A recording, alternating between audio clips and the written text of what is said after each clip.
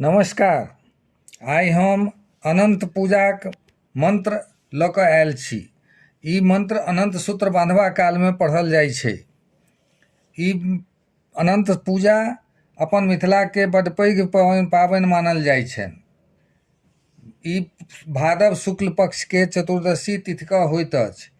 एहि साल 2022 में ई 9 सितंबर कऽ पड़ि रहल अछि।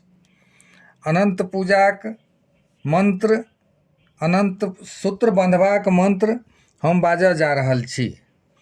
अनंत संसार महासमुद्रे मग्रं समभिउद्धर वासुदेव। अनंत रूपे विनियोजयस्व। अनंत सूत्राय नमो नमस्ते। ई मंत्र हम फेर दोहरा दै छी। अनंत संसार महासमुद्रे मग्रं समभिउद्धर वासुदेव।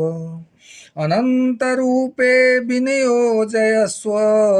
अनंत सूत्राय नमो नमस्ते। अनंत सूत्राय नमो नमस्ते।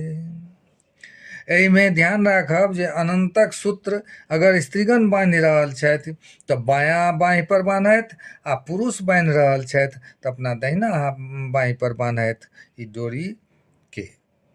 धन्यवाद।